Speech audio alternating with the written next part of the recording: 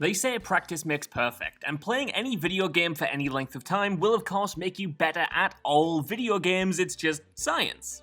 However, there are some specific titles that essentially function as Rocky-esque montages of pumping up your skill, and if you spend enough time playing them, you'll start to notice that other games seem a bit easier. I'm Josh from WhatCulture.com, and these are 10 video games that make you a better gamer. Number 10, Resident Evil 4.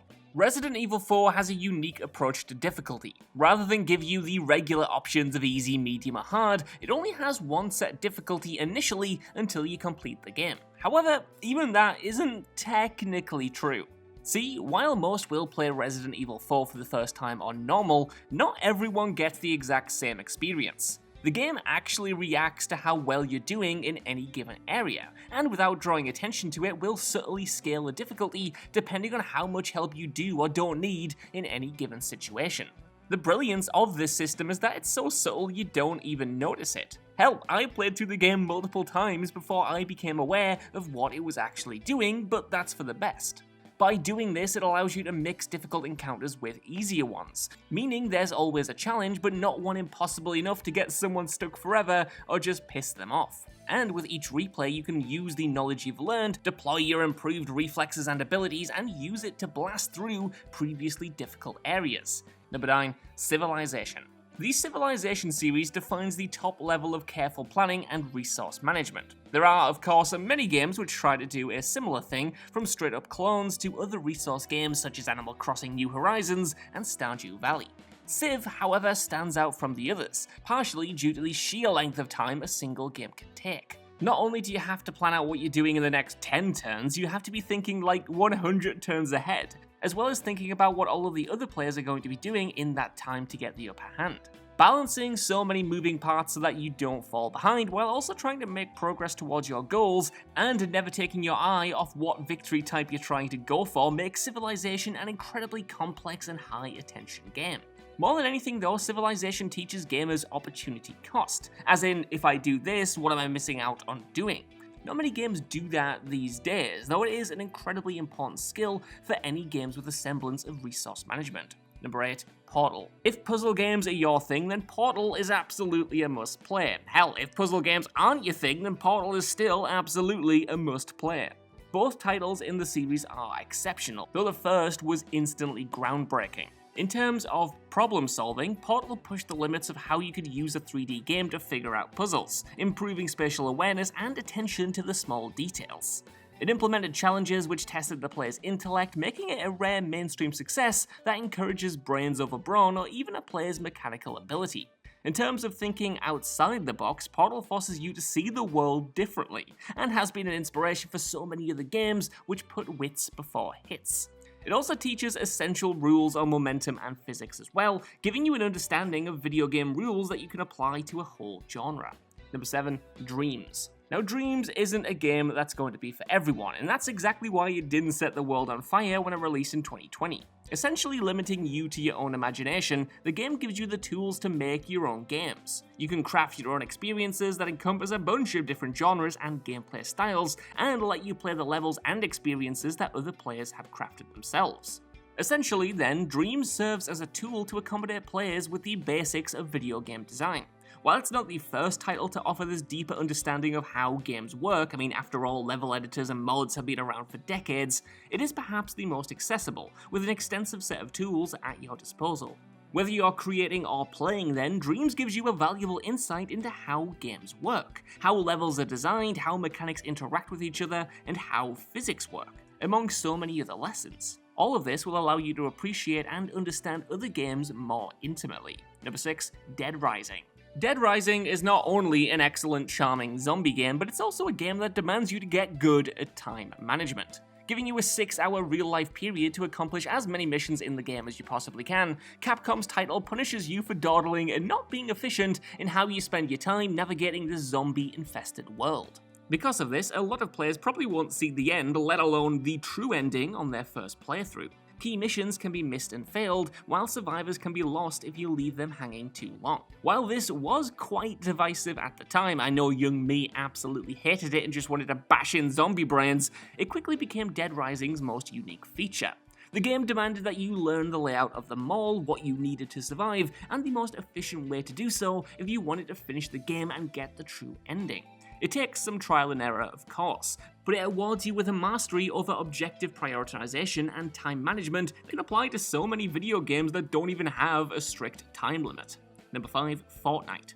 Now I know this is going to cause some aggro in the comments, but please just hear me out first, then you can disagree. Yes, there are more technically impressive and satisfying Battle Royale games on the market. Yes, Fortnite targets a more casual audience, and yes, there are added challenges that don't even have anything to do with getting a victory royale. All of those elements, however, are what make it a great introduction into online gaming for so many people, both old and young. And that's because for as accessible as Fortnite is, and it is very accessible, there really is a pretty large skill ceiling in there. It takes effort and practice to get good at building, as well as understanding the layout of the massive map and, of course, priming your shooting abilities.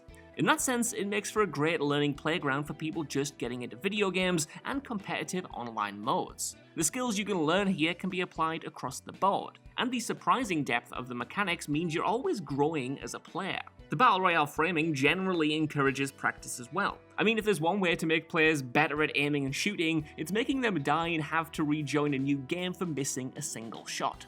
So, for as friendly as it is, Fortnite still throws players into the deep end, which is the primary reason its player base is constantly improving, and which is why there are so many 12-year-olds far better at the game than I am. Number 4, Darkest Dungeon. As far as resource management games go, Darkest Dungeon is one of the most difficult ones to get right. The game is designed so that you always feel like you're on the back foot, whether that's in terms of how much food you have, how much firewood, or how many shovels or potions you brought to any given dungeon. Every item you bring better be worth it though, for when you're already behind, it's the difference between life and death. But that's not the only resource you have to manage in Darkest Dungeon, as the characters you recruit and train up are constantly on the verge of a nervous breakdown, and usually a few hits away from death. You're simply behind on every front from the start, and that's what makes Darkest Dungeon so unique in the way it challenges players. Regardless of how high level you get your characters, eventually their negative traits will become too much and they'll inevitably die. Darkest Dungeon then tests not only your tactics in combat and your management of party compositions, but also your personal resolve as a player. For after the third or fourth party wipe, it becomes difficult to maintain the willpower to go on. Number 3, Among Us.